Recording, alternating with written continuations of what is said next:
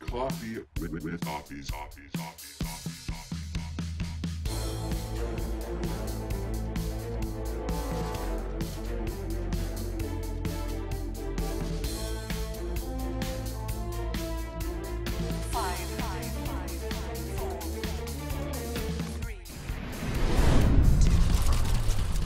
Let's do this! And welcome back, guys, to a brand new episode of Coffee with Toffees. My name is Toffees, as always, bringing you the most important information you need in the Dota 2 scene, from news to interviews. I'm glad to be here with you. You can find me at Toffees_Dota2, and we'll save the plugs for later because I am here with a guest who probably needs no introduction, but we're going to do it anyway. This is Toby Dawson, known to you and me as Tobiwan. How are you doing today, sir? Not too shabby, man. Not too shabby. Had a very slow and productive day, so I'm feeling good, man. Those are my favorite kinds of days. It's much better than the super busy, non-productive days, which are incredibly frustrating. So, yeah. Toby is here because we did a show a couple of days ago with What Is Hip and Nahaz, and we talked a lot about the state of tournaments and things like that.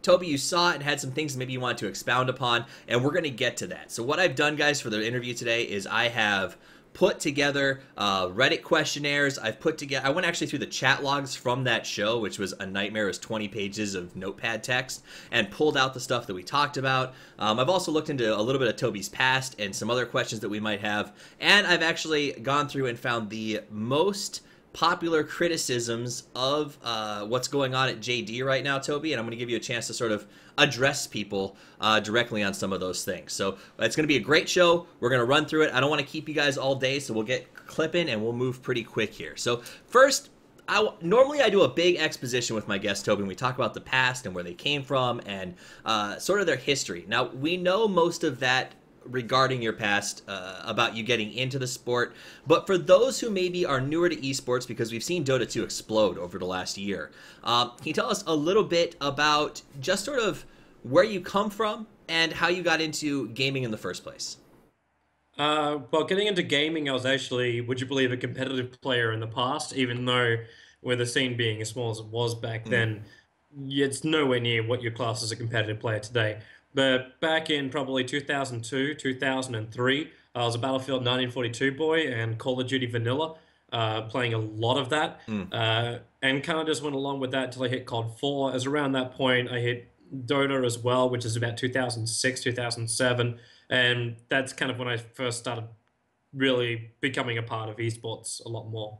Now, I heard that transition from, because I know that you cast COD, I think it was, for a little while. That's kind of where you got your start with casting. And the transition to Dota was, in a way, almost a happy accident, is the way that I would describe it. Can you tell us a little? I know that you were doing COD and you were scheduled to go to a big tournament, and they basically put out a memo that said, "We don't know what Dota is. Can anyone cast it?" And I guess that was the inception for what you do now? Yeah, that was kind of where it all started. My experience of 3 pub games of Dota outstripped anybody else in the organization. So they ended up sending me for the Dota broadcast, which was stupid as shit for them to do. Yeah, but that's when I went and first experienced esports on a real level, because I left Australia. Okay. Australian esports was a couple of guys at a computer metal hand event, but I went to the World Cyber Games in 2007 or 6. One of those years, and I went to the Asian Championships into Singapore, which at that point was the biggest hub you could find for followers of Dota. That was Warcraft 3 Dota, of course. And at that point I realized just how big this game could be and just how awesome it would be. And I also got massively interested in Dota at that point too, because I didn't really know much about it. And then I realized that I really should learn about this game because it's interesting on so many different levels. So you sort of got into Dota. I want to ask you, though, what was it like? Because it was a decent-sized LAN where you got to cast Dota for the first time. Yeah. Having only done 3 or 4 pub games, how did you make that work? Because casting it's a tough game, man, especially Dota. Well, there's some things which you learn after you've casted for a few years that allow you to fluff. I think is the best way you can put it. The easier way of saying is bullshit. Right. And you're capable of casting almost anything, but you won't cast it well. but you're casted to a point that if you're casting over a PA system, not many people actually understand exactly what you're saying. Right. So a lot of it comes out in tone, inflection, and energy levels, like spiking and lowering, when the crowd is probably going to do it as well because of the action that's happening on the camera, and you can influence that in different ways. So initially, when I cast Dota, I'm really glad all those recordings were destroyed because it was the worst things I possibly could have ever said. If you listen to my play-by-play, you would really just be hitting your head against a wall. But I got so many fans from that Singaporean event because they felt the emotion. They didn't listen to the words, they just felt the emotion instead. And I was calling out things visually. That's where the fluff came out. So visually what I saw on the screen, I would describe. And that's kind of always been probably my biggest strength as a commentator, where I can take anything that's in front of me and visually describe it in at least a semi-entertaining manner. And that lets you do anything you want. The rest of it comes down to having some basic game knowledge, then it will improve your next level of commentary, and then having advanced knowledge, obviously, is then going to stimulate everyone who wants to listen to every word you say. Makes sense. Makes sense. So along the emotional standpoint, something that was brought up in an interview you did a while back, though, that I don't think we talk about as much anymore. We do know that you like karaoke, but because of that, I think it's because you had an early musical theater life. In fact, in an interview, I think you said that you started musical theater when you were like 4 years old or something. So yeah. Do you still get to do any of that? And what is your favorite show that you've ever been a part of? Well, I can answer the question of if I got to do any of that now. No. There's just been no time. And even when I was back in Australia, when I was around a lot of amateur musical theatre groups, which I could have been involved in, I just had no time because I was working 40-hour weeks, and then I'd come home and I'd cast almost every single night. And the nights which I wasn't casting, I needed to pass out. Right. So there wasn't really time. It's very time intensive to do musical theatre because you train 2 nights a week and probably all day on a weekend, so a Saturday or a Sunday. So you take that much time out of your schedule, and there's not really that much left to do anything else. So yeah, I haven't done it for a very long time. I've gotten very rusty. So I enjoy karaoke, but I'm nowhere near as good as I used to be. My mother reminds me of that when she sees my YouTube videos. Nice. But yeah, it's I kind of wish I could do it again, but with time, schedules, and my commitment to the job, no, there's no time to do it. And as far as my most favorite musical, it's... I'm not quite sure which one could be classed as my favorite. I had probably the most amount of fun doing Joseph and his amazing Technicolor Dreamcoat. But I did that one twice, actually. And the second time I had a lot more fun with it. And that was primarily because the guys I was doing it with, it was really, really enjoyable. Yeah, I think I'd class that one as my favorite. But my favorite one, which I always wanted to do, was something called Pirates of Penzance. But I was Samuel, the one of the pirates, the first lieutenant kind of thing. Yeah. And I always wanted to be the leading male. I was too young at that time, and then when I actually had an opportunity to do that, and I turned it down because I was too busy commentating and doing university at that time, and I couldn't make the extra time to do it, which, yeah, I kind of feel sad about now. Hey. I can relate to that. But on the upside, what I tell myself constantly is there's more parts for old guys anyway. So when we retire and go back, we'll be golden. Give it time.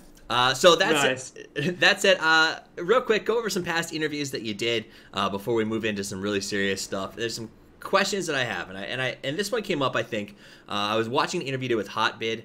And in that interview, you said that it's impossible to just turn on the hype. And I bring this up because there was a lot of flame on Reddit a couple of weeks ago to a couple of specific casters about faking the hype and forcing it out. And you said it's impossible to turn it on, that you have to be excited to do it and to do hype well. And my question for you is, after X amount of years, I think you said it was 2007 when you were getting into casting.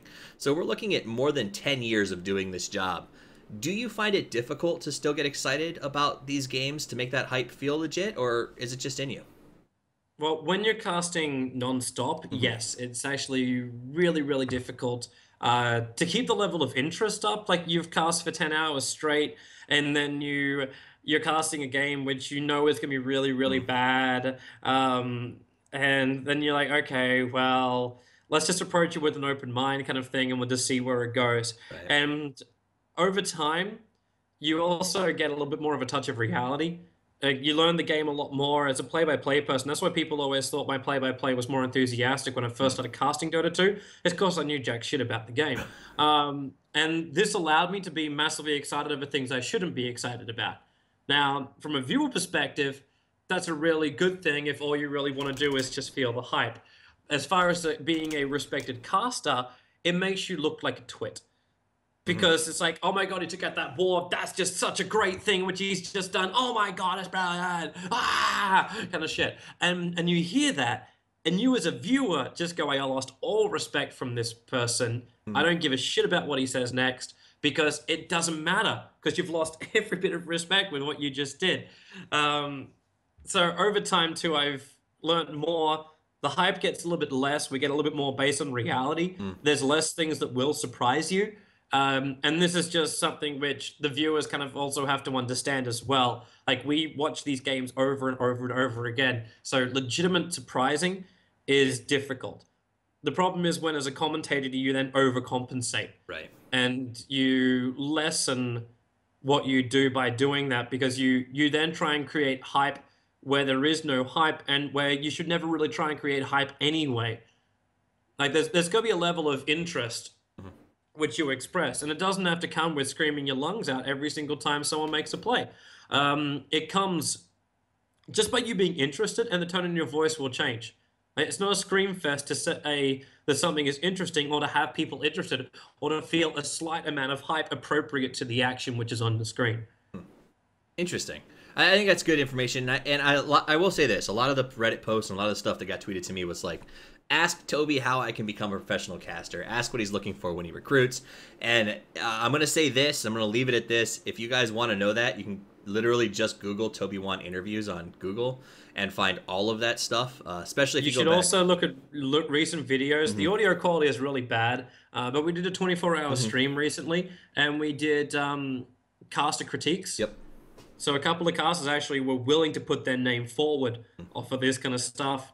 And we talked about things which, as a commentator, you have to improve. Just basic things that will get you the next level up, as opposed to just being that random barn shed caster thing. So, yeah, that's, like, you always start with your skills. You don't think, I'm just going to cast the biggest game out there and think that's how I get my break. Because you cast the biggest game out there, if you suck, you'll never get to cast again. Because your reputation will be completely tainted, and you'll have to work 10 times as hard to try and repair that damage. It makes sense. So definitely take into account. Go look it up. So we're not going to get into that in this particular interview. I wanted to ask you one more past question before we move into some new stuff, and that is, tell me, as somebody who'd been in the scene for a very long time and in esports for a while, tell me about the day that you heard the TI prize pool was $1 million. I actually remember that day, and I sat there, and my first reaction was I looked over to Moose as he let me know too. I was just like, dude, this is so bad. Like, that was actually our first reaction as well. And then we just said, you know what, YOLO. Let's just see how this goes. We've finally got ourselves an awesome $1.6 million prize pool. And that was the number we had. Like, we didn't know the distribution at that time. We just knew it was $1.6 million. And then next day when it finally got announced, then we knew it was like $1 million for the first place. Yeah. But yeah, I was kind of angry at it, because I felt like we were going to cripple our entire scene with such a huge prize pool. Right. And at the same time, I was really excited because finally Dota was going to get the limelight. It had support from a developer, which for me was what was always missing in Warcraft 3 Dota. So I had mixed feelings, which went over a period of 24 hours. So it was a back and forth the entire time. That takes me through some of the background stuff. Before we go into talking about the future of tournaments, which I think we have a lot to say about that, I want to ask you, or give you a chance to answer some criticism that I think's come out in Reddit and Twitter and some other places about a few things that have happened at joinDOTA recently. One of the things that was the most talked about recent event is the new Durka hire. Durka's coming over and he's working with you guys specifically. And a lot of folks, especially in a couple scenes that were not the UK scene, wrote me messages and talked to me and said, who is this guy? Like, why is he getting the shot at joinDOTA? So what I wanted to ask you is, Durka came on the show. He talked really strongly about what he's done in the past and his performance. I want to know what drew you to Durka and why is he a great fit for joinDOTA? Well, I've known Durka for a decent amount of time. I knew his strengths as a commentator. And what I was currently searching for was another play-by-play guy, because we were looking at our calendar coming into 2015, and we had a lot of stuff to do. Like a lot of hours of coverage. We had plans for a lot of things as well, and we were just thinking, how the hell are we going to do this? We need more people ready to go. And you look at a lot of the people that currently commentate, and most of them are already assigned to studios. Or they're trying to go independent or something like that, like becoming part of a big studio, especially joinDOTA, whose reputation hasn't been the greatest of late. It's not really the big ticket kind of thing of like, hey, you really want to become part of us? Like, what are we casting? A couple of shitty little tournaments here and there. And that's the image a lot of people have. They don't actually really understand what the hell we're doing. And that's then very difficult to get a lot of those guys, especially for like a decent amount of money beyond like, we're going to charge like €5,000 every single week to have you broadcast with us. Like what the hell is that? Like, we can't do those kind of rates and still keep joinDOTA afloat. And that's one of those things where we then look to people who have talent who I think can then grow. Like Cap was like that when we first hired him. Like, we looked at Cap, and I was the one that spoke up for Cap, saying, I think this guy, like, his diction's really good, his play-by-play is really good. I think this guy's got a massive future in Dota. His knowledge of Dota is also really strong, which is something that a lot of play-by-play casters in Dota don't have. We just don't comprehend things the right way. And Cap has that comprehension. He can put the line between the two dots. And that's something which I thought we could do with him. I believe Durka can do the same kind of thing. He's still got a long way to go. He's got a lot more room to grow. He's got to get more comfortable inside of a studio, which is not the easiest thing to get used to the first time around. But I kind of pushed forward for him because I felt like he had more potential than most of the people I saw out there that were available to hire. Yeah, I think that was primarily it. And we also needed someone, and he was open to moving to Berlin. Another major problem we've been having is people understanding that you can come to Berlin and work here. It seems to be a lot scarier for people. That's a big life change to make an international move. So I think Durka showed us in the interview that he was brave enough to do it. And he still, like he said, I'll put whatever hours and whatever work I need in to get to the level that I need to be at. So I think a lot of us were impressed with that interview. But you brought up the idea of a lot of folks don't know what the hell is going on or what we're doing. And in fact, Reddit questions sort of reflected that. The one that came in from Kung Fu Panda specifically and a couple of others said there's been these reoccurring where is Toby, where is joinDOTA threads. Do you ever regret taking those jobs that have forced you onto other streaming services or have sort of taken you out of the spotlight and, you know, constant watch? Because I mean, honestly, I turn Twitch on and I don't see you as often as I used to. I'm gonna say two things before I start this. Okay. The first one is, if people are making those threads asking where we are, then it's actually kind of nice because people are missing us. Which means we actually have something that the community still wants, which is nice for me, as far as seeing that. The second part is actually part of your wording. Like, you turn on Twitch and you don't see anybody. You don't see us casting anything. Like, because obviously we're working with platforms like MLG, like Dailymotion. I was even casting on Viagame when we're doing IASF. And yeah, people don't see that, and people think that because we're not streaming on Twitch, then obviously we must be a dead organization, and they don't understand why. Like, they just say, you know, if it's not on Twitch, it doesn't exist. And this is the perspective of the community, because if to find games, majority of people will go to twitch.tv or they will go to Dota 2 Lounge. Right. And they'll watch from Dota 2 Lounge because they actually have something on the line. They have a investment, like literally investment of items to know the result of the game. So they watch from there. Or they just go directly to Twitch because they're looking for whatever is on in Dota 2. And Twitch is still a monopoly, as pretty heavily. And especially for Dota 2, everything is currently on Dota 2 for Twitch, apart from a couple of things which we're doing. We're like the only group not working with Twitch fully, exclusively. And because of that, like most people just think if it's not on there, then it doesn't exist. That's kind of like the bottleneck of the community because they're not using websites like GoToGamers or joinDOTA or Liquid Dota to their maximum potential. Like we display on joinDOTA every single stream from every single platform, and they're assigned to the game, so you can track and see what's happening through there. But that's not what people are using.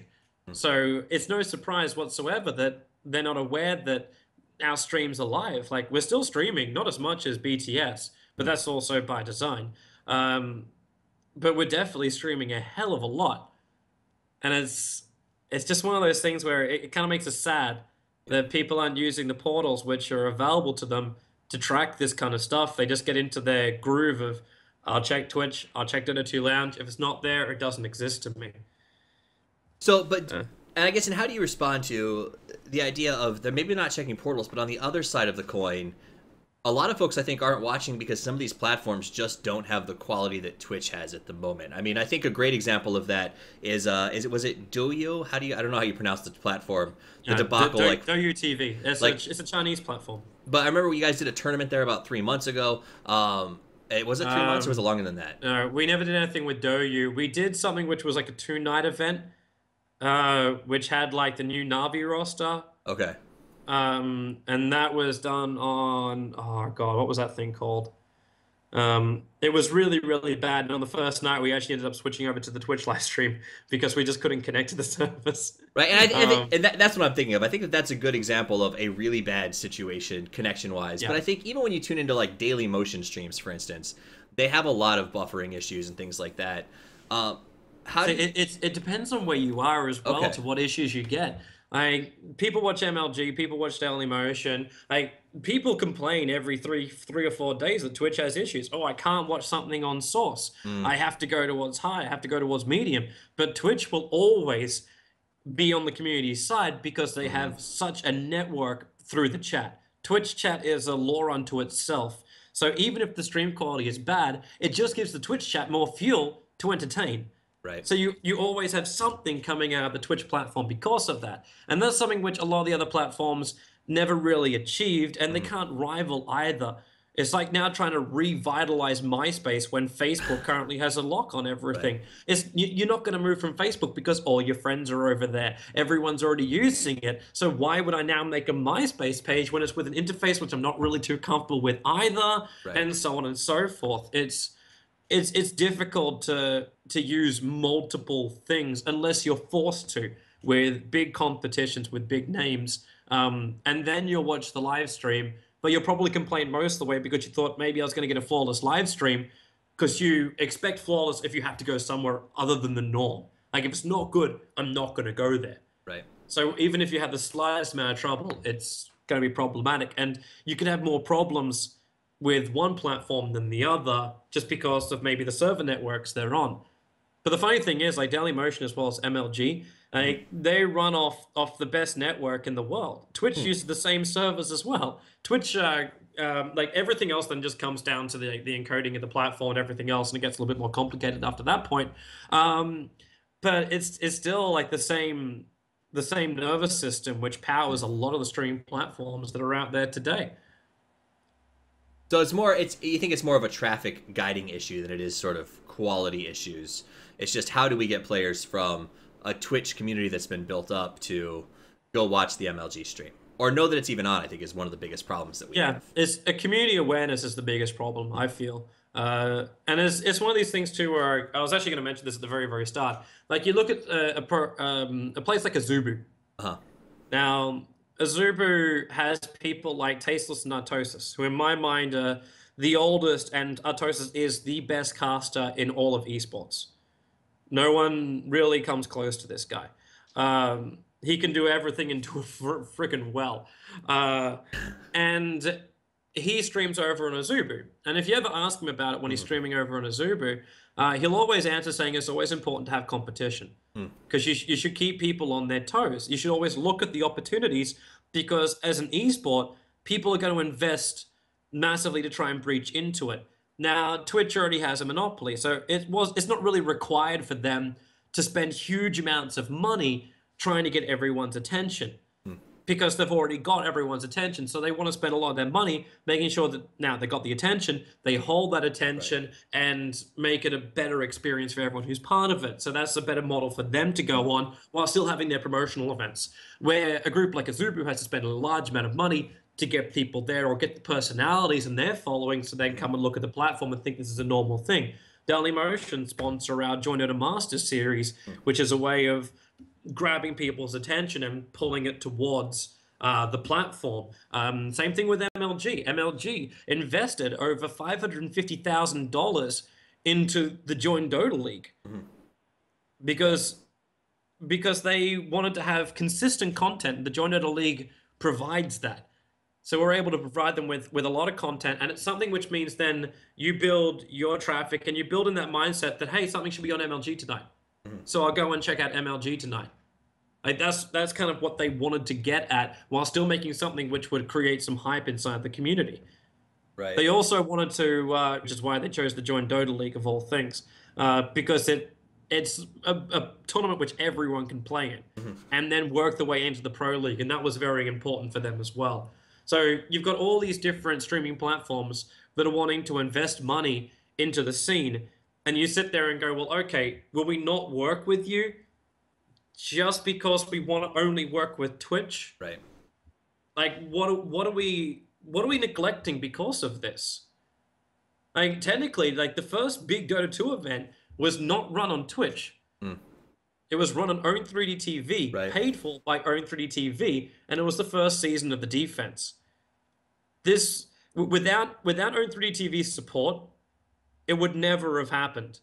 And they supported a lot of stuff in the early stages. That's where Dendy first started streaming. It wasn't over on Twitch. And then Twitch managed to gain a lot more momentum, and they became better, and Own3D TV shat the bucket. So when all that kind of stuff happens, like, you always have a transition.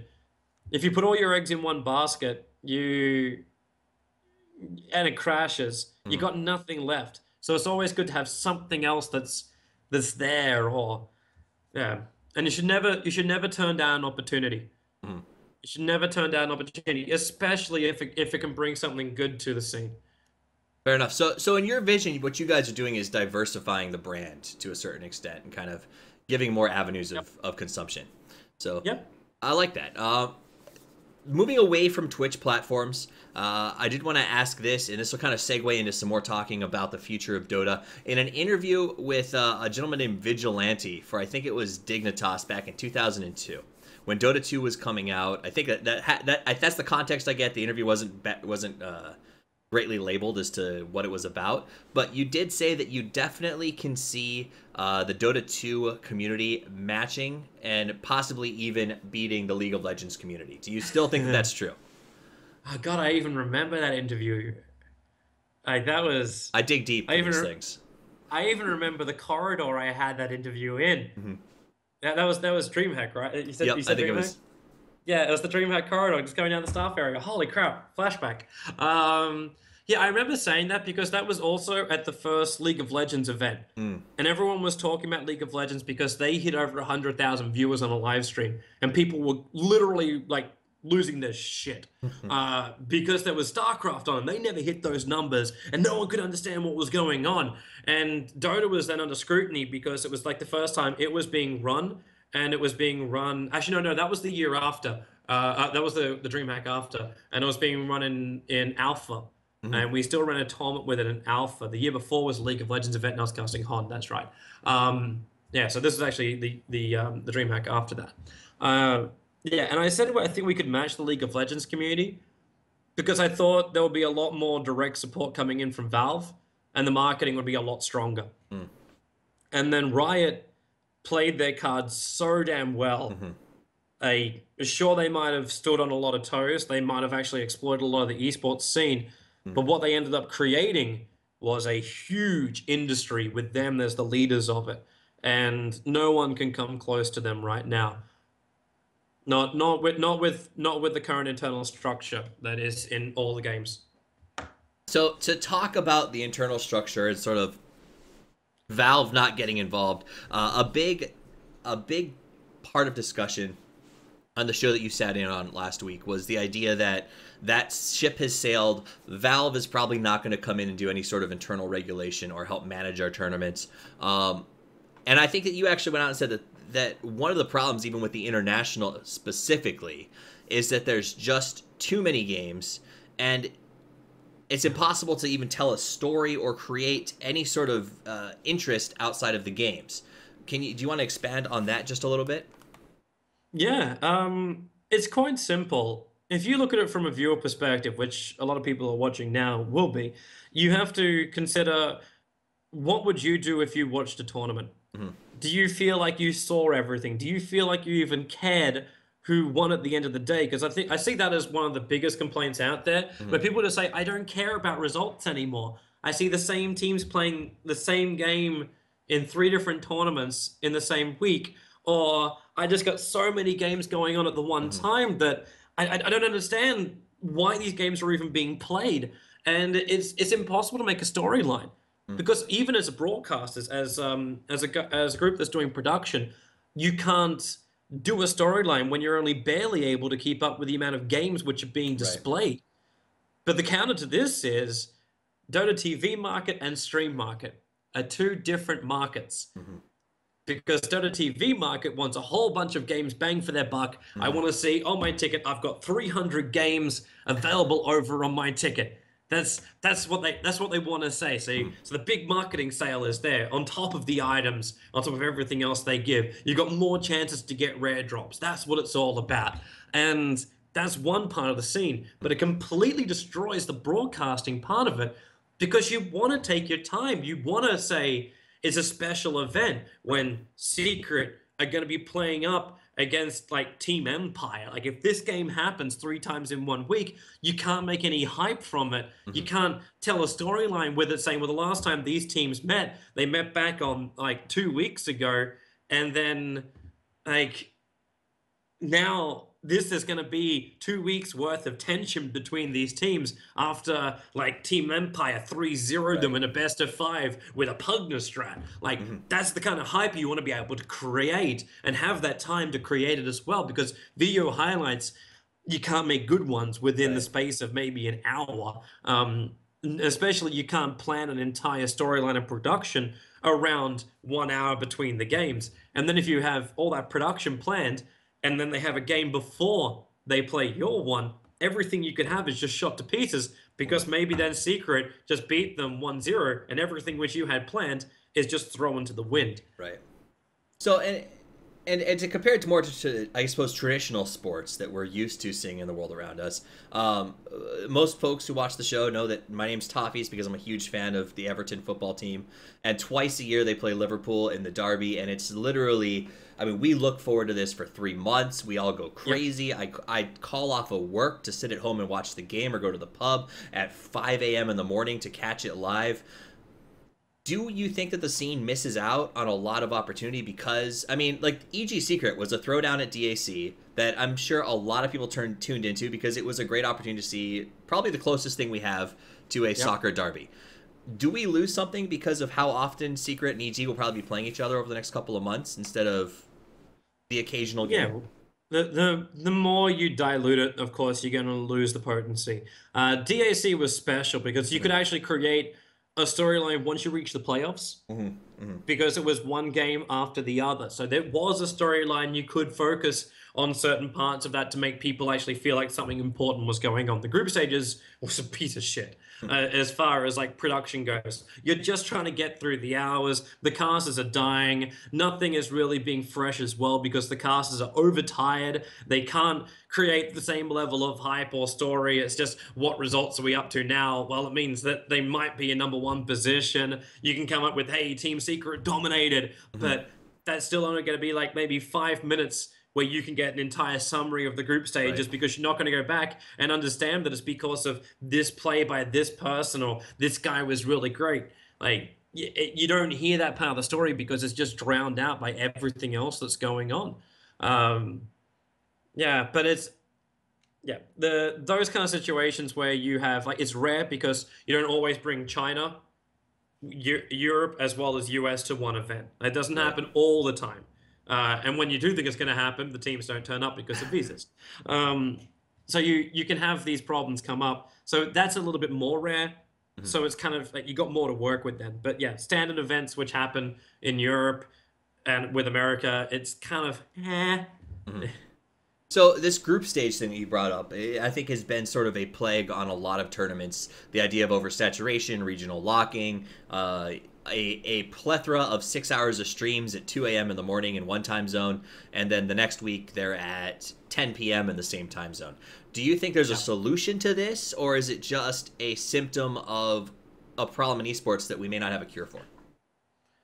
I think there is a cure, but a lot of it comes through regulation of tournaments. Right now, anyone can do anything they want to. The only limit is, will a team sign up to what you're asking for them?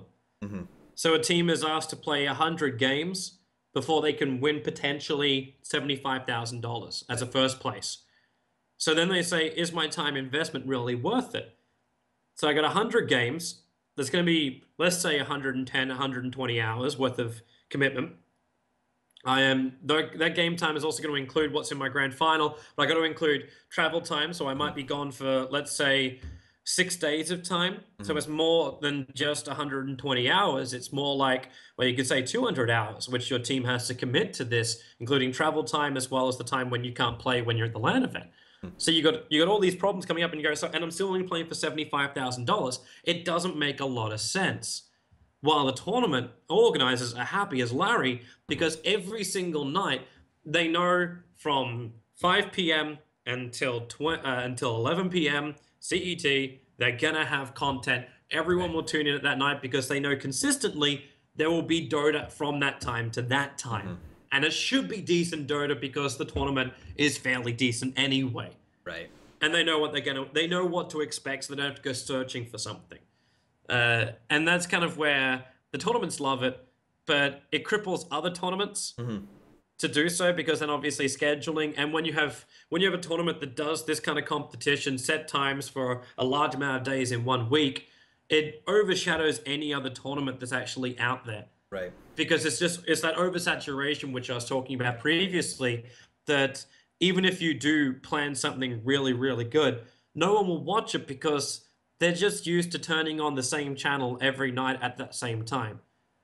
So you can't really make something when you're being overshadowed by the bigger brands that are out there, already established brands. So it sounds like the thing that can control the brands right now is teams deciding who to play with. And we saw a little bit of that happen with Starladder this year and some other tournaments. I wouldn't say it's deciding who to play with.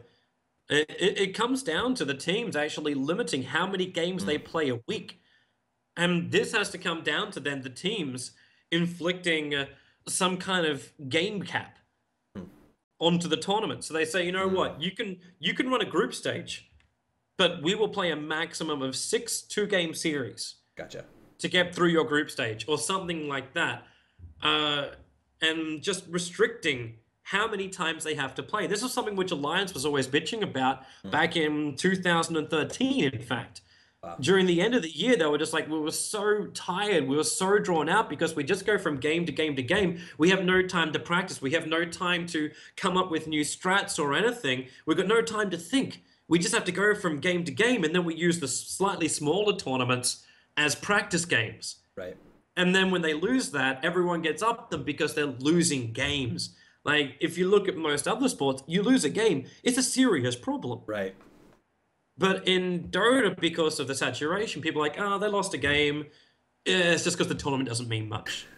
And that's kind of what it comes down to. Like, there's always going to be another chance. It's not TI. Why does it matter?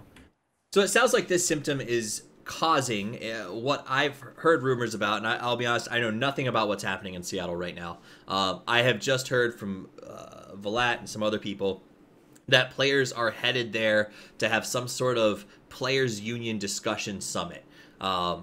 Whether or not that's absolutely true or it's happening, do you think that a players union is a good thing or a bad thing, and how does that affect the scene? The players' union will be a good thing as long as the players actually have perspective of everything in the scene. Unions are kind of good at trying to get their own points across, but they don't really understand what that affects. And that's something which I would be worried about with the players' union, where it's just like, you know what, we want an increased salary, we want to have mints on our pillows every single time we go to a LAN event. But they don't understand how much all of this costs. They just think, I want this because I had a bad experience with this previously. And it could lead to a point where they just start to bleed money out of the wrong people, or they demand it from the wrong people. Like, if you want to have first-class flights to every single LAN event, like, okay, event organizers to a point will try and pay and get you there and help you with those costs. But if you want to have extras like that, then you can't really always demand that of the organizers. Like, some of that should actually come from your team management, and the way your players are treated should be organized by your team management. Oh, we couldn't find food when we first arrived at the LAN event. That's down to the organization of your management to check also with said organizer saying, okay, yeah, we'll have something available for you when you arrive. Or here's a good list of locations you can go to actually pick up some stuff. Like, this is that basic work which has to be done by managers and organizations and organizers of tournaments to coordinate this kind of stuff and get the logistics correct. And sometimes everyone will see is just, or some people will see is, no, it's just their fault. They should fix it for me. Or it's like, try thinking for yourself every now and then as well. So first I want to say that for the sake of Nahaz, who's in Twitch chat, and I think may have a heart attack if I don't correct this, they're talking about a players association, not a player union. Apparently from economist perspective, it's a very different thing. That said, though, when you look at a PA, is it more important, do you think, to protect that the players are protecting themselves from tournament situations like you talked about, or is it something where we really need to make sure that they're protected in terms of organizations? I mean, there's been stories about for me it's organizations. Okay. And I'm not surprised if there is something happening at Valve, not that I know or don't know. If something is happening there, then point lost. The point was good too. Well, but there's something that Valve kind of understand, because that's it. Because Valve had a really bad experience at TI1. Right. Like, a really bad experience at TI1. And Valve, ever since then, have always protected the players more than anything else. The players come first. Over anybody else, the players come first. And this was because MYM's organization tried to steal a crap ton of money from the players, and the players from MYM's team asked to be paid directly because of this. And that's why also at TI2, it was all about, like, players get paid directly, but the organizers will also be paid their share, but Valve wants to know where all the money is going, so the players don't get ripped off by the groups they're part of. So the Players Association, to make sure the players are more aware of this and get better contracts with their teams, or they have some level of guidance with this. Like, normally in an industry, you'd have an agent take care of your contract. And he would work it out then with the team organizer, and then the club would organize all the stuff that happens with the tournaments. So this should be the level of structure. So Players Association gets better conditions to work with teams, and what should be described as clubs. Like, there should be clubs. And then these clubs have to be professional to match what the Players Association really wants of them. And then it's up to the clubs to then try and work out exactly what's best for their players, for their squad, and what the players also want, combine all of that together, and then communicate that to the organizers. And then you have, like, this proper chain of command where right now, if you have players, which is what they're actually doing in some regards, is going directly to the organizer saying, we won't play in this competition because we don't like the way this is being done. Like, if you have something like that happen, then you've completely skipped over your own management to come with your own list of demands towards the organizers, and it just makes a very unprofessional scene because a lot of the players aren't old enough or wise enough to talk about this kind of stuff with people who have been in the industry for a very, very long time and are experienced and have a good perspective of what's going on. And then you have like a 17-year-old guy come up to you and he's whining and bitching about something which you know is like a 5-minute fix if all he did was just ask you at that time to fix it. It's a small problem in the scale of everything, but for him, it seems like Everest. That's true. And I will say this, that I'm fairly new to the esports scene in general. I played sports for video games as long as I can remember, and I did competitive gaming, but not at what we see nowadays. And the thing that kind of blew my mind earlier this year when I started to really examine it is the lack of transparency in a lot of ways. I mean, if you go to any other sport in the world, earnings lists, payouts, contracts, these things are all posted for public consumption and understanding as sort of a fail-safe. But if you try to find out what a contract looks like for any major league team out there, there's no way to see that. And the players are signing confidentiality agreements. I mean, even when I've had sponsors, and I'll say this, sponsors have approached me about sponsoring the podcast and have said, but you can't talk about the sponsorship or what the details are. And I've said, no, that doesn't work for what I'm doing with the show. But I think that's because I'm 31 and have been in business for a long time. When you go to a 15-year-old and say, don't tell anybody about what I'm paying you, that seems like a problem. Does that seem the same, or am I going off of a limb here? No, you're actually absolutely right. There's no standard. There's no education for these guys. And because they're so young, they don't have experience in these matters. So the Players Association, if it helps with this kind of stuff, is a terrific thing to have. It's just a base education that comes out. And sometimes there should be an overall organization that watches what happens and makes sure it's like, because if you have someone like, and I don't want to use them as an example. I'm just going to use the name as an example, not actually what they do, because everyone gets sad about this. FIFA. This organization is really fucking bad. Right, so take the corruption out of FIFA. Yeah, if you take the corruption out of FIFA and we look at what's going on, what you would then have is all the contracts would have to be like approved by FIFA. Like players would have to go under certain conditions to be part of like teams. Like in Australia, there's a thing called the salary cap. I think it's in a lot of other places too, which is meant to balance out teams. So a player is then valued at a certain salary, and you can only pay a certain amount to players.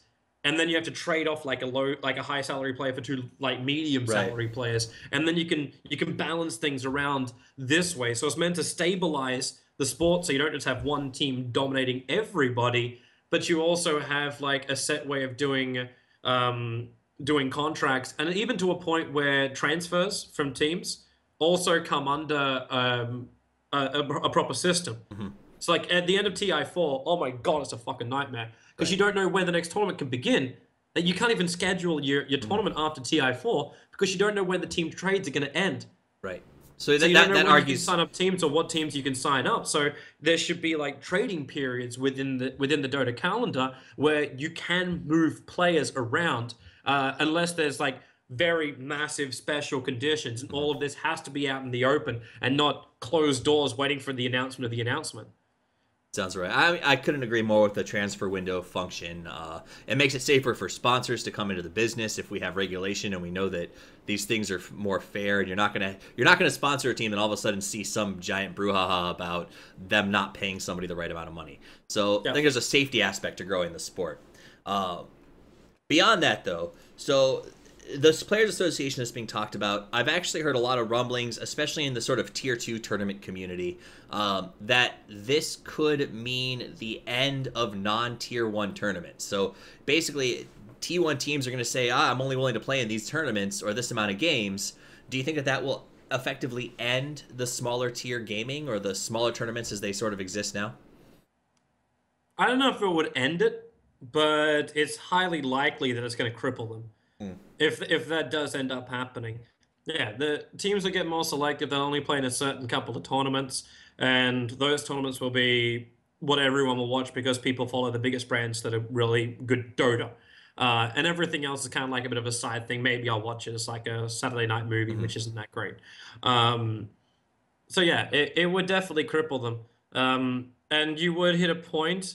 I don't think it'll ever get to like the extreme level where they'll be shut down like in the LCS model, because like LCS is the only thing that really matters, Right. and everything else is kind of like because you've still got a lot of good crowdfunding ways that you can make tournaments bigger for the lower tiers. If anything, I'd say it would create more opportunity for lower tier teams to move up and actually earn enough money that they could compete and be a professional team, which Right. then only adds more depth to our scene.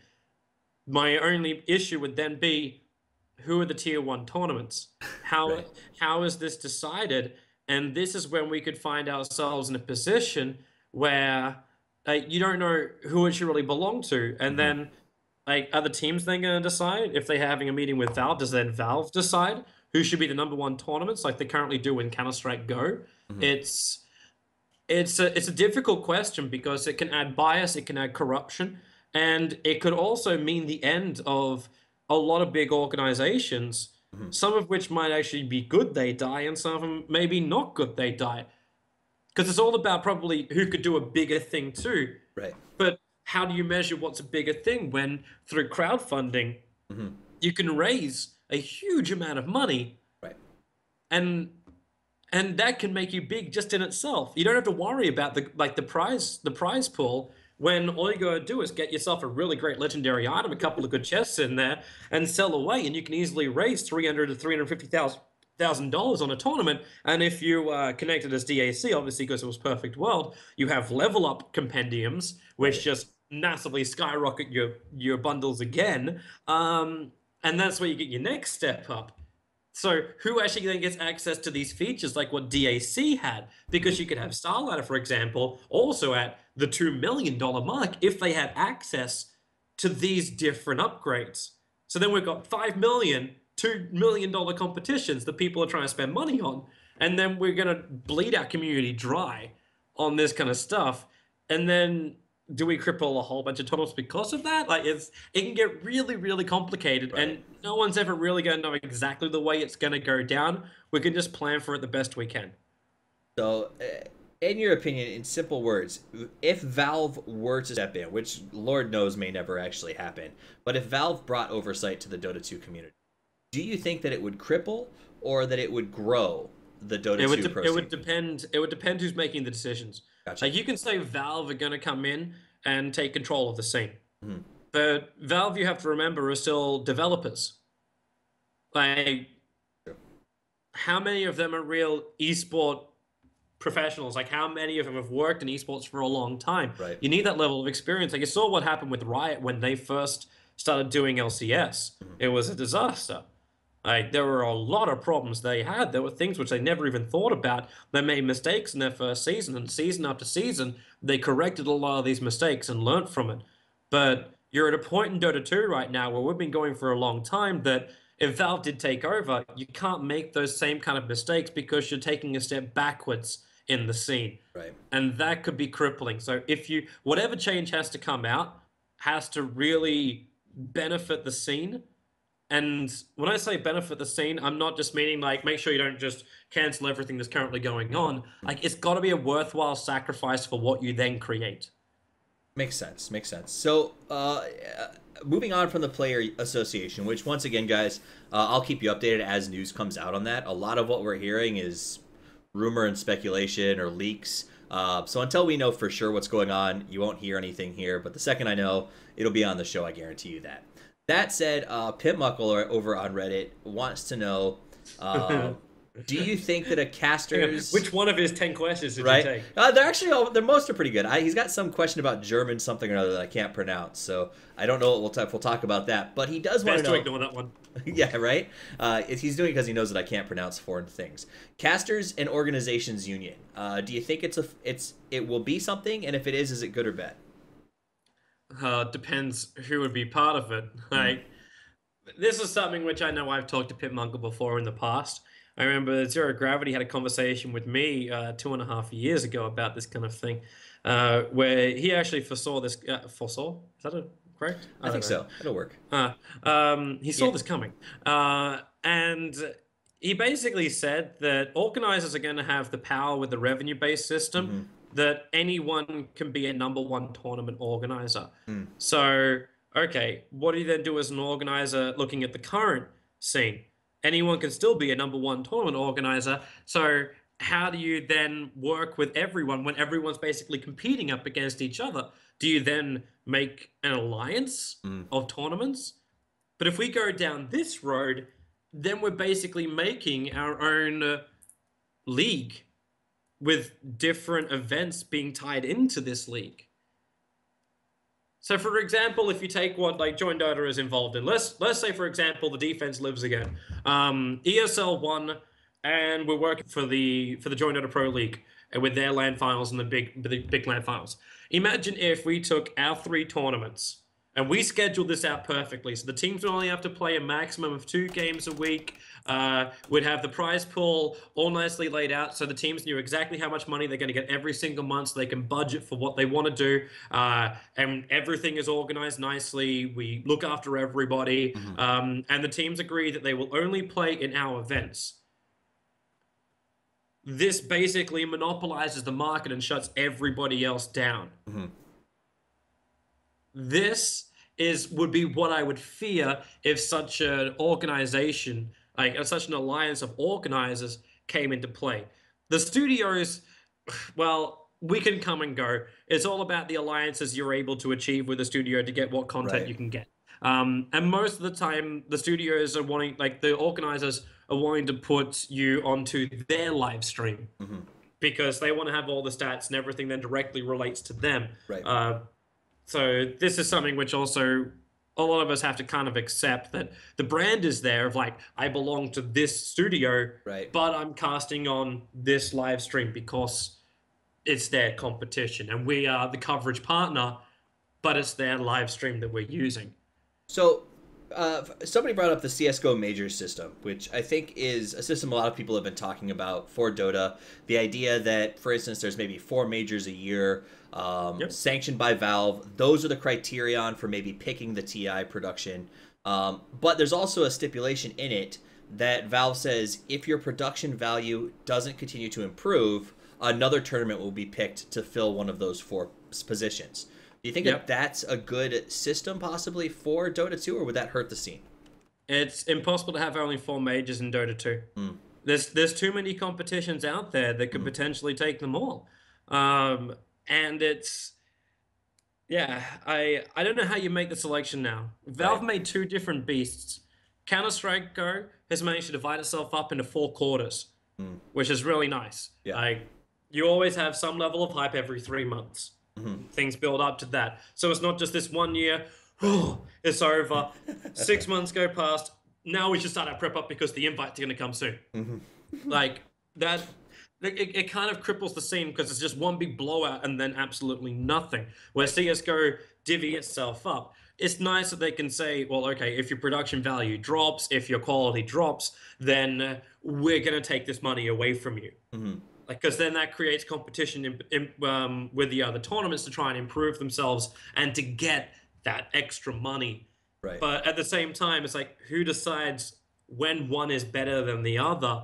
What deals then happen? Will you see your competition shut down because one group came in with like $5 million and says, you know what, we're going to put $1 million directly into the prize pool, and then we're going to pay $200,000 to each of these top casters, which we know we can just get exclusively. And then we control the market. It's only going to take one millionaire to realize, or billionaire, to realize that they can basically dictate an entire scene just by doing such a thing. Spend a couple of $1 million on a brand new studio with all the perks and the staff you need, and spend another $1 million on all your staff to run the tournaments as well as stream out the content, and you basically got yourself a monopoly. And that's where that model could really come down on you pretty badly. Couldn't I argue that that's, if you look at network television and traditional sports as they stand right now, the NFL or football or whatever, soccer or whatever it is, that's essentially what we have is a millionaire who's figured out that they can corner the broadcast market, sell the rights, and we just tune in because they hire the same casters every time. That's exactly it. But the difference is like, how often are you going to have someone like the creator of the game throwing more money at you just because you're better? Like, does that happen as well? So, do you think with the evolution, and it sounds like we're moving it, if not towards regulation, towards a little more of a picky, players being pickier about the tournaments that they play in? Do you think this will make it harder or easier for quote unquote new blood, whether it's casters or players, to break into the scene? For casters, it's a lot harder because most people will only watch the major leagues. For new players to come up, it's a lot easier. As far as also, like, maybe in a way it is more possible for new blood casters to get more exposure because others might still watch the lower tournaments because they have a larger prize pool then. I know that kind of sounds weird because if we had this conversation 2 years ago, I'd be like, oh, Major League is going to make for a lower prize pool in the in the tier 2 tournaments. But it's different because if you've got everything going into the tier 1 tournaments, and the tier 1 tournaments are a lot more sparse, then you've got more money floating around inside the scene to pay for the lower tournaments. There's more people that will buy things, and if you do item creation correctly, then you're still going to make that money anyway, and you're still going to raise that prize pool. So in a way, yes, it would open up a lot more avenues. At the same time, it will still depend on how the tier 1 tournament structure was for broadcasters. So, as in who can get in, who's got the power, who has the final say. So I think we spent a lot of time talking about Dota format, tournaments, all of that interesting stuff, and I want to move away from that. But before I do, I want to just ask this question and get your opinion. Dota 2 as a competitive scene, are we on the uptrend, or have we hit the hill and are headed back down? We've hit the hill, but potentially we can get over this and actually become even bigger. We can just build a bridge if we wanted to. But at the same time, we are also looking at a point where we can flatline and then have the ground fall away below us. That's also a possibility. We could end up being like StarCraft 2. So it's interesting you bring that up. Actually, I went to the EG training camp before the DAC, and I was talking to Charlie while I was there. And I had a son recently. He loves watching Dota, or at least I pretend that he does because he's 5 months, so he can't actually tell me that. However, I made a comment about I can't wait till he's old enough to start casting Dota with me, or at least commenting on things during broadcasts. And Charlie went, yeah, but it'll be for another game. Do you think Dota 2 has staying power, or do you think we're just going to see Dota 2, Dota 3, Dota 4, and the format will continue to be a primary esport, or are we just holding till a new game comes out? The genre has staying power, but one thing which you always have to learn about the gaming industry is there'll always be a new and better game. Warcraft 3, when we were playing that, we thought there will never be anything else apart from maybe Warcraft 4. Blizzard, please, for the love of God, make Warcraft 4. And like then we're like, okay, well, that's not going to happen. We just stick with what we've got. And then Dota came out. Was kind of poor, but we knew at some point like we might have to transition. Brood War went to StarCraft 2. You've got this transition level always with new games to get onto new platforms and to get to new models. Maybe there's a new game type which is now being discovered, which is even more popular than the Dota genre. So obviously then a lot of investment will move towards that. More players might move towards that. Your love may change too, because you can't keep the love for the same game consistent at the same level for a huge period of time unless that game is something absolutely special. So in 10 years' time, yeah, he's probably going to be casting a different version of Dota. I don't think the name Dota would ever die because Dota fans are fanatical to the end. We're very difficult to put down, and you never really stop loving Dota. No matter what happens, you never stop loving it. So at that point, I would say, yeah, he might be casting a version of Dota, but remember the gaming industry moves forward. We'll be a PS69 by some point.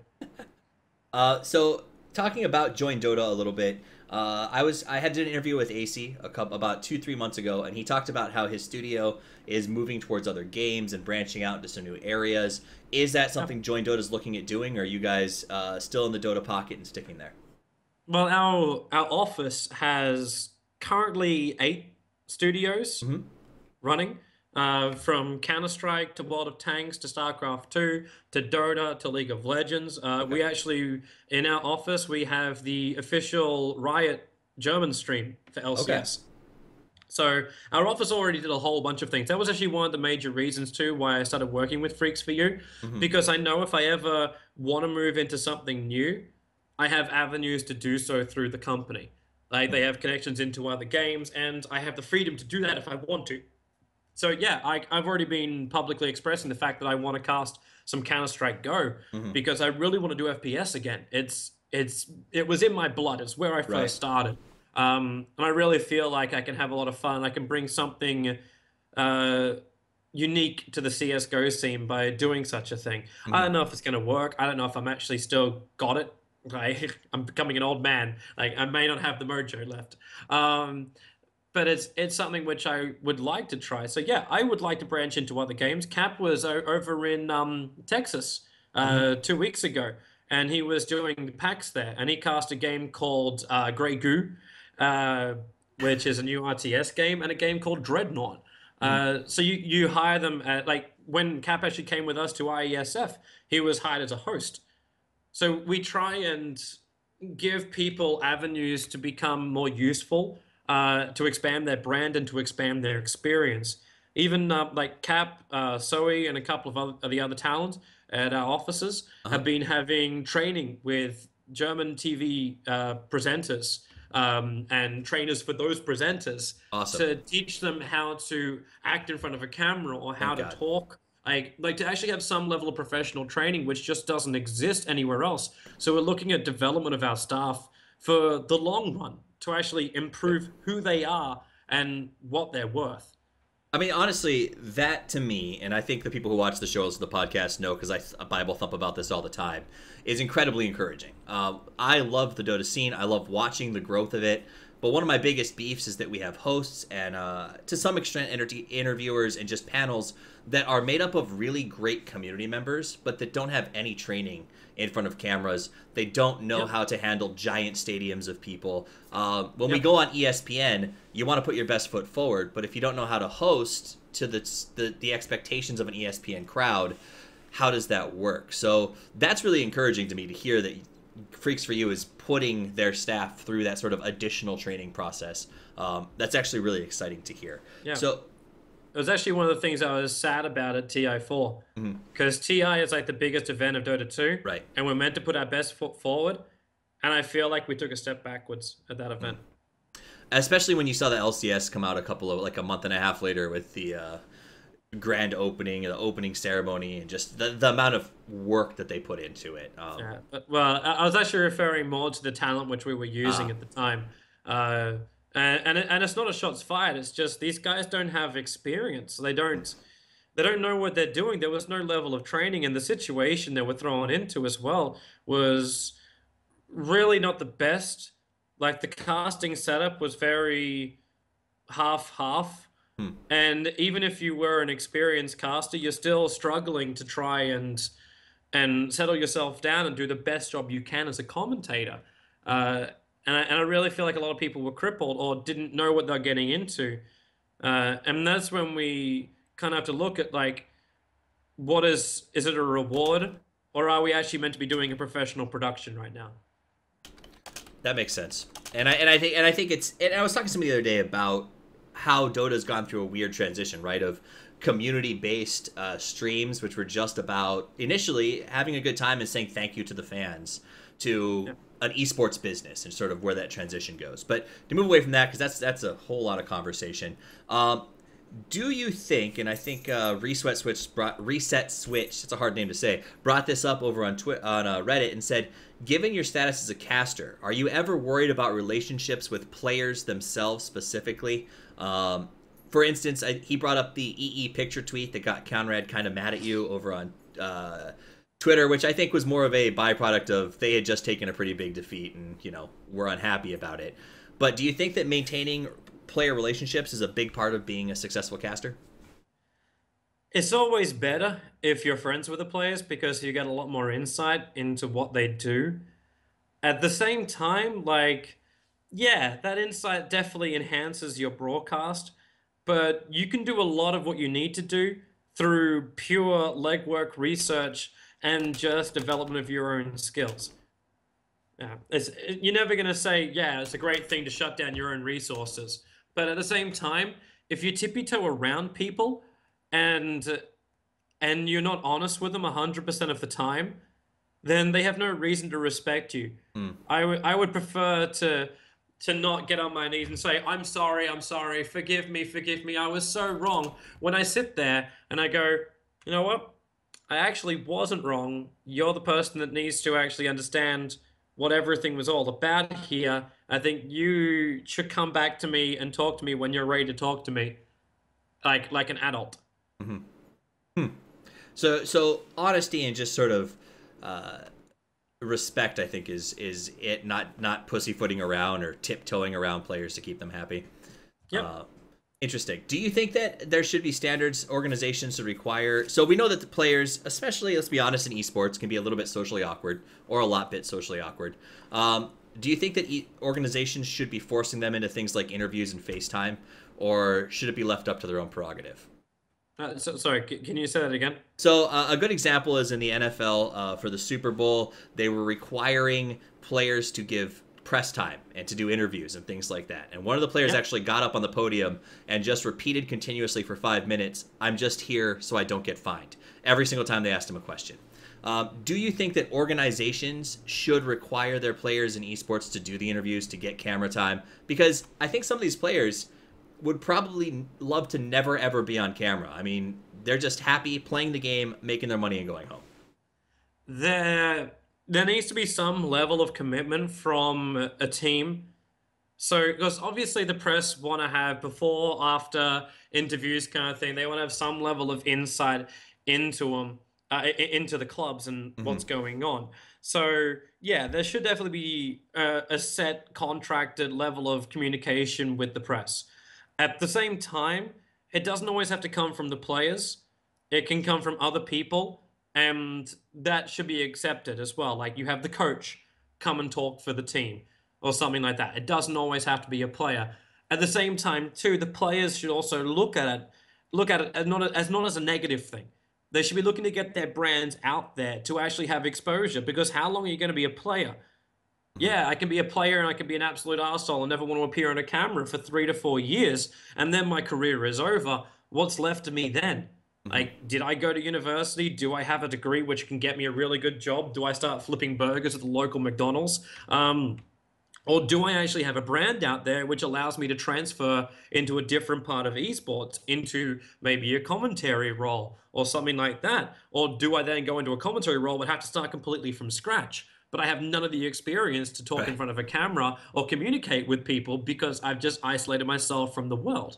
So it's one of these things where players are looking at it negatively, like, oh, I have to go through it. And I can understand it too with, like, I remember Sing Sing saying that because he's just like, oh, it's another photo shoot. Oh my God. It's another sponsor that wants to do another photo shoot, and it takes time and effort, and they just want to play Dota or sleep and things like this. And to that point, I can understand it. But at the same time, these guys have to understand that without their fans, without the media, without the broadcasters, they don't get exposure. The scene doesn't get exposure. Nothing gets bigger. They don't get bigger. Their club doesn't get bigger. And their club can't sell sponsorship if they don't have the brands showing themselves out there. It's like, it's the whole cycle. And one of this, like, where the blinkers are on, you got very tunnel vision of, like, what is important to do as a player playing the game. Like, yeah, let's not get to a point where we're only branding. But you still need to have some level of hype behind you as a person, not just through the play that happens inside the game.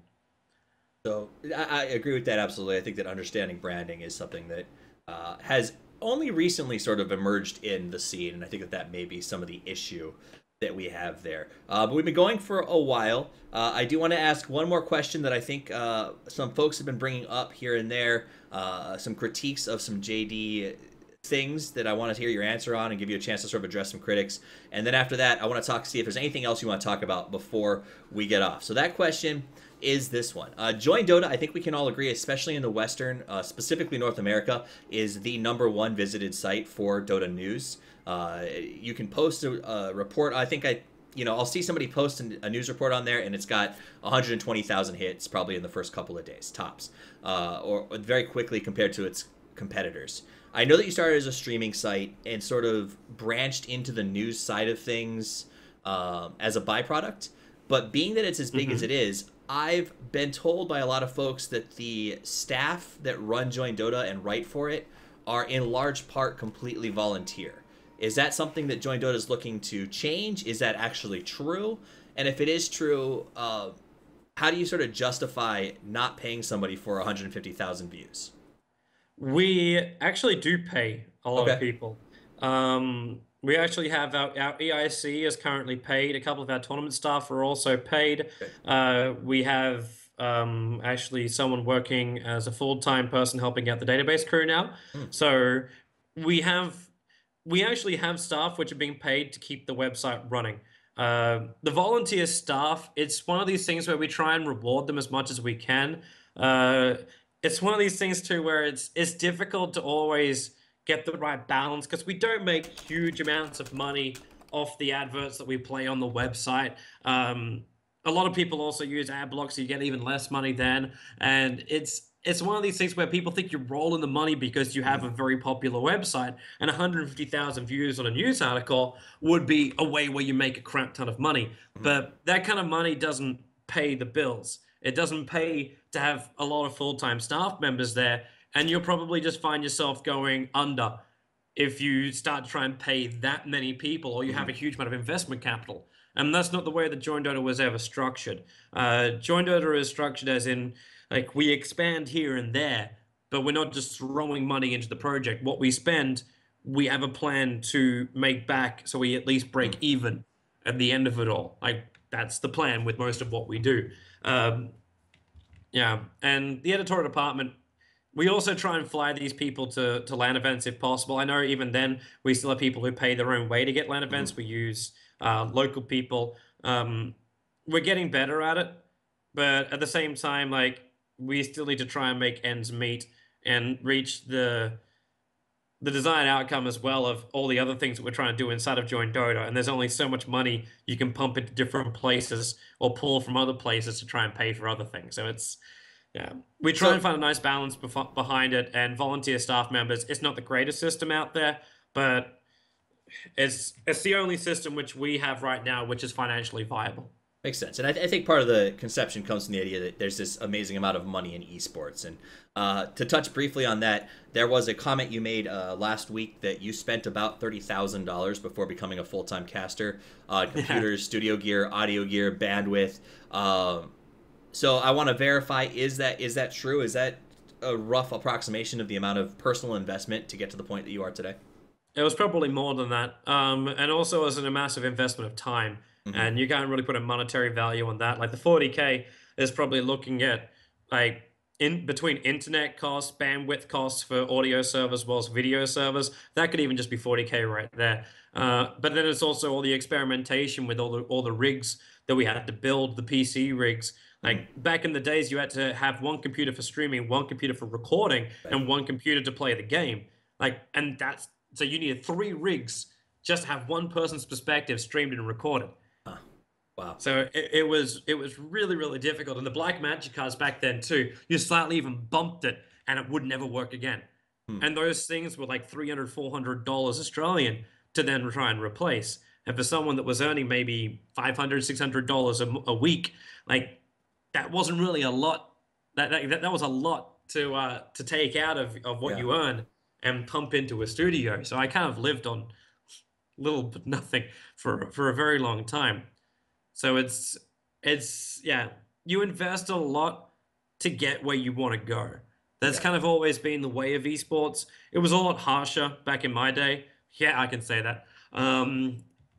These days it's a little bit more viable. It's more sustainable because you've got groups like Twitch who will give you money for streaming, as opposed to before where you had to give money to stream. And then you've got people also who will subscribe to your channel or give you mass amounts of donations, which will let you work for like years to come. There's so many different ways where you can be supported as a talent coming up these days, which isn't really available for websites. So regarding esports money, and this is I think something that has come up a few times. There was a fun thread about how Merlini was so rich he bought the BTS house, and how LD drives Lamborghinis every day. You know, and I think a lot of folks talk about, and I've heard it before, Tobiwan is at the pinnacle of sort of the esports grouping. He's got to be rolling in that esports cash. give us a realistic. I don't want to know what your earnings are. That's private information.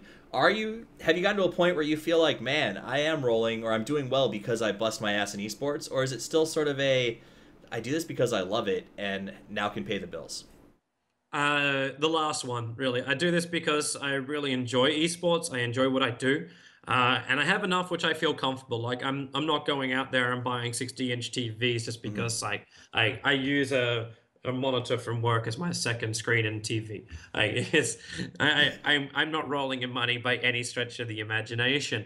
At the same time, like it's getting better as time goes by as well, and as you find more and more like other ways where you can make revenue, like it is getting better. For me, like when I first took this job, all I wanted was stability. Because when I first was looking for a full-time job as a caster, finding a job which you knew every month you would actually have pay in your account that would keep a roof over your head and food in your belly, that was crazy to think about. And then I found Freaks for You, which was insanely stable and open for options. So it was a logical choice to go for. And it's gotten better over time as well, as we now are not really treated as just like staff, but we're getting treated more as talent. So it's more of a talent agency starting to really crop up inside of the company. And it's great because I got stability and I've got the ability to grow. So that's kind of all I was really searching for. So no, I'm not rolling in the money. I'm not buying myself a penthouse. Like still, Samael has made more money than I have in 1 week than I have made in however many years of esports, 8 or 9 now, or 7 or 8 now. So yeah, like we'll never make as much money as the players, but so be it. That's just the way it is. But I do what I love. Absolutely, and I appreciate that sentiment quite a bit. That said, as we sort of wrap this up, is there any other topics or anything else that you really feel like you want to talk about or get out to the public, or do you think we covered most of the big issues? I kind of actually like the fact you were throwing questions at me. I didn't have to think about it. It was wonderful. That's fair. Well, and I think I've honestly, I mean, unless you guys in Twitch chat want to throw some more stuff at me to ask about, I think we've covered most of the big stuff that's sort of out there right now. It sounds like, you know, we addressed the idea that you guys haven't been as visible, and it's not that you're not doing stuff, it's just that you're trying new platforms. And I think MLG is going to be really big. We're still sort of in that group stage development, right? A lot of people have to kind of remember that what happens now, like if you went back, what, 4 or 5 months, everyone was like, oh man, joinDOTA's casting everything. Where's BTS? And then we disappear for like 4 months and come back, and then people were like, oh yeah, there's joinDOTA again. So got joinDOTA and BTS back again. And then the good studio has been gone for 5 years. Then also arise back with their content. And you've just got this, like this leapfrog of stuff, and like opinions will change month to month of who's really on top and who's not. And then you realize that it really doesn't matter. Like you build for the long haul. Like the fact that we were in Baku for IESF, it might seem really stupid that we casted a tournament that didn't really have a lot of top Dota 2 teams there, and we committed both Cap and myself. Plus, we actually brought Durka to that one too, that would do something like that. But it's for the future, because now we know in 2015, we can also assist them and be partners with them to run a better event in 2015. And understand the financial backing that's also behind a group like IESF has so much potential to grow and become bigger than just casting in a tin shed. Like you can go bigger than that and get into soccer stadiums like ESL One Frankfurt. And ESL is the ones really pushing forward. MLG, like they want to try and boost up the American scene again, because obviously America is massively important to them, they're MLG. So they want to have something that lets that scene grow. And then they're looking to invest in that and then make big hype in America. So it's not just the international at America. In fact, I think would actually probably scare the American scene more if Valve finally actually brought the international back to Europe, or went to Singapore or a place like this. You could do something massive in these countries where I think it actually have a bigger turnout if you brought it to Europe or Singapore. Because it's just one of these things where, like, what then would America have? Like right now, their teams are already struggling, and they always did, even back in Warcraft 3 Dota. But I don't know, it might even shake the cage, and then people would be like, "Oh my God, we really need to SWAT MLG again." Interesting. So, do you think NA? You mean NA teams in general are struggling right now, or I mean, because you can argue like When was the last stable NA team we saw which wasn't EG? And even then, that's a question mark of if we can technically call them stable. I guess that's Like I guess that's fair. I think that there's some up and comings. we, I hope, but that's true. And I think up to a year ago, like there wasn't a whole lot of anything. So I can definitely see the argument. any team that Jimmy is part of is semi-stable in my mind as well. Because there'll always be a roster change in a Jimmy team. Fair enough. So to move into some finalized, maybe a few fun background questions, and then we'll log out of this one. What do you enjoy doing? What are you passionate about outside of Dota? You've got to have a life outside of Dota. What's it like? Oh, I wish I had more of a life outside of Dota. Personally, my passion is still gaming. And I still just like to enjoy playing some casual games, whatever is kind of like taking my fancy at the time. Like at this moment, I'm really addicted to Banished. I'm So good. trying to stop it. It really is. So good. And I blame Tammy for it because she introduced it to me when I was in Singapore recently. And I'm like, God damn it. But most of the time, I actually just enjoy like finding some time just to sing along to some things which I really enjoy, and watch old TV shows. Nice. Because I really like the old 1990s TV shows, or even earlier than that. Like every now and then I'll watch every single episode of MASH. I'll watch Frasier. I recently went through all the episodes of The Pretender. Jared, keep running. Nice. So yeah, like this is the kind of stuff I do to chill out and relax, and Okay. a little bit of social network whoring as well, because I really enjoy trolling a little bit on Facebook and sharing some cosplay pictures. Fair.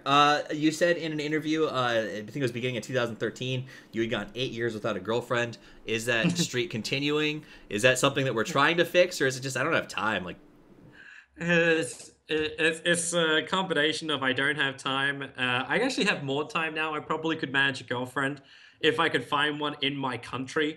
Like that would be even more useful, because I can always. I seem to find some really nice girls, but they're on the wrong side of the world, or just a little bit too far away. So that kind of stuff is a little bit shit. Yeah, but I suppose I can say, like, in my entire life, it's been really difficult for one girl to hold my attention for a long period of time. And I'm not saying that as like I'm a man whore and I jump from one girl to the next, because normally there's a very long gap between these girls. But I've actually never had a relationship that's lasted longer than 3 months, because they just don't either get me, or I get bored with them because they're not involved, or they don't. Like, most of it was because they didn't understand esports. And the ones that didn't understand esports were either mentally insane, or just some other things went wrong. So, yeah, I don't know. Like, I'm about to hit 30. In fact, I'm gonna hit 30 during the International 5. oh, nice. So it's gonna be an interesting time for me, because I'm not quite sure if I'm gonna have a midlife crisis or not. So I'm looking forward to seeing what the mid of the year holds. Excellent. Oh, so is everybody going to TI5? A, big birthday party. B, maybe Toby be midlife crisis, and we all get to have a really good time seeing something crazy happen. That said, last thing I want to ask you is Knoxville, from who writes for Dota and does a lot of the stats with the Standard Deviant guys. I know exactly He said that there is a rumor that joinDOTA is merely hiring casters to ensure victory in the 2015 Staff Cup after you got beaten pretty badly by the 2P crew. Is that why you're bringing all these big dogs over to Germany? Well, that 2P crew knows what they had. They had a professional Russian player in their roster, and they know exactly. Like, it's a fucking bait right there. Yeah, our team's gonna be a lot stronger, having Durka, Cap, Blitz, Jacob, and myself. Like, yeah, that makes us, I think, one of the strongest teams out there. I'm definitely the weak link in the team, but I can do my work. I can do support work. It's no problem at all. Yeah, I think we have a strong team for the cup. But I'm just really happy that we've got more people who are willing to come to the studio, because we do really have big things planned for 2015 as far as studio upgrades go. Oh yeah. Well, I know we've been working on this one for a long time, and it's because it's a massive investment. We're looking at roughly 110 to 120,000 euro Wow. investment coming into a studio. And we want it to be like as top notch as we can make it. So it's not a cheap process. It's not a simple process as well, because you don't want to start burning money. Like, we could design a table and then realize 2 weeks later we have to scrap it because it doesn't look good or it doesn't function properly. So like, even that part of the planning and then finding the right people to build something custom like that is not a simple thing to do. And we want everything to work properly, so we have to discover things for ourselves. Like, we were originally looking at a video wall, and we're like, well, okay, what video walls do we have that aren't actually costing $500,000 to actually build? And then it's another $200,000 to actually run the damn thing. Right. So you think about what you want to do. So then we thought about this panel version of TVs, which would work nicely. And I've actually tweeted out pictures of all the panels, which we've had them for now 4 to 5 months.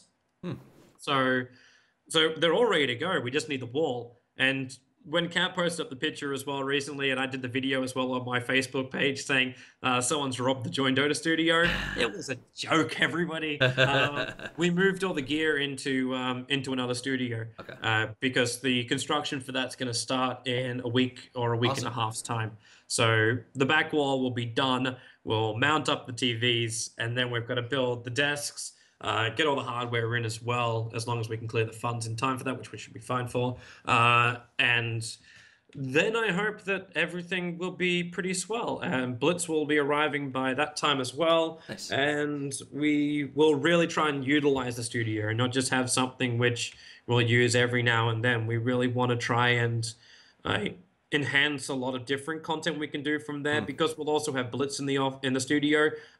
We can do TalkDota properly again. And that was my next question. So TalkDota is something that you guys are looking to get back to?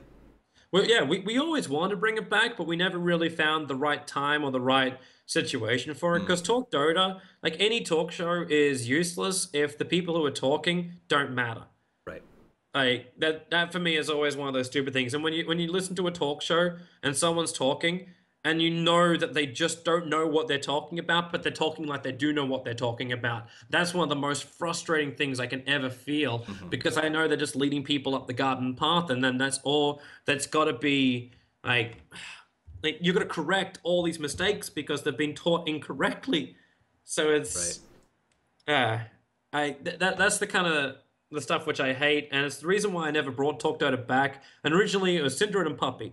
And you can't really get two better people to express themselves, because they're really good at expressing themselves, even in a trollish way. They're very to the point, especially Puppy's to the point. Syndra is a little bit more PR about it all. But we had a really good combination with the three of us, and I couldn't get the three of us back again, not together, and I couldn't find something which I was really happy with as an alternative.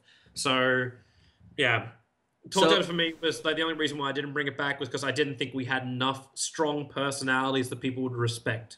But with the changes to staff, it looks like TalkDota comes back. We get a new set that's even, I assume, be more bright, more professional, and more vibrant. Now, I will say that the bookcase, fireplace, bottle of scotch back set is really the way to go. But if you want to go flashy with video screens, I respect that. And I think that's a good place to wrap up. Do you have any... Well, we still have our casual area to be designed. Good. Like we've only designed the proper desk area with the studio for the panel, for the whole panel thing. But we still actually have a special space over on the side in the same room where we're going to design something nice and casual.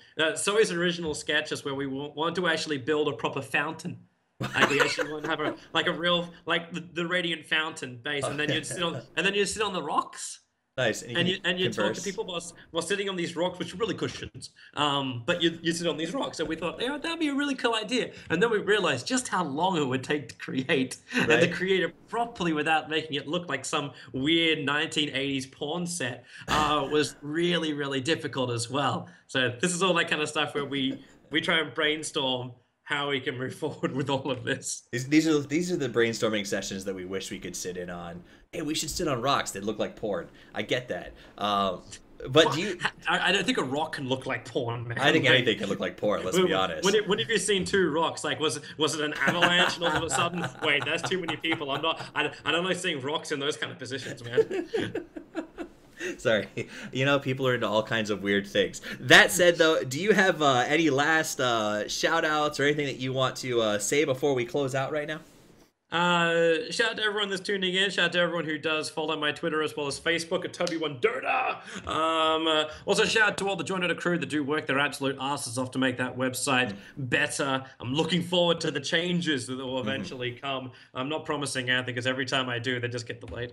So I'm not going to promise anything, and it'll come really soon. Yeah, so shout out to everyone there. I also want to do a bit of a nice little point at the very, very end. We've discussed a lot of stuff tonight. Yeah. And I know it's going to be so easy for anyone to grab some of this and then just take it completely the wrong way and then post up something with a really incorrect title, which then makes everyone else take it the wrong way.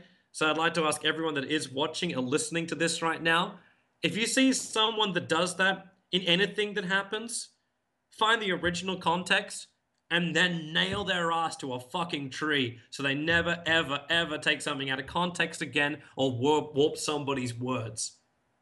There you have it. We will become a better community if we actually do that.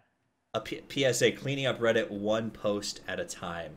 Yes. And honestly, let's say I think it's gotten better. The avalanche starts here, boys. The avalanche starts here. The rock porn starts here. That's it, guys. We appreciate you watching. My name is Toffees. As always, you can find me at Toffees_Dota2. If you want to support the show, if you want to keep paying for the things that are required to keep the thing going, go to patreon.com/Toffees. Support, kind words, whatever it is appreciated, or just being here to watch. Though, at the website, you can get this sick Coffee with Toffees coffee mug because, hey, there's no way to say that you're cooler in the cubicle. That said, guys, we appreciate you being here. Come back. We're here every Monday, Wednesday, and Friday. If it's not with a guest, it's with Dota News because, as Toby brought up, there is a lot of tournaments that go on right now. There's a lot of information out there, and the show, honestly, was started because we wanted to help you keep up with what's happening. I literally started this podcast because I couldn't keep up with the pro scene and figured if I was doing all the research every day to just keep track of scores, I may as well broadcast it so you don't have to. So come back, see it. It's what we do. We love you being here. Thanks for stopping by. And as always, Toffees out.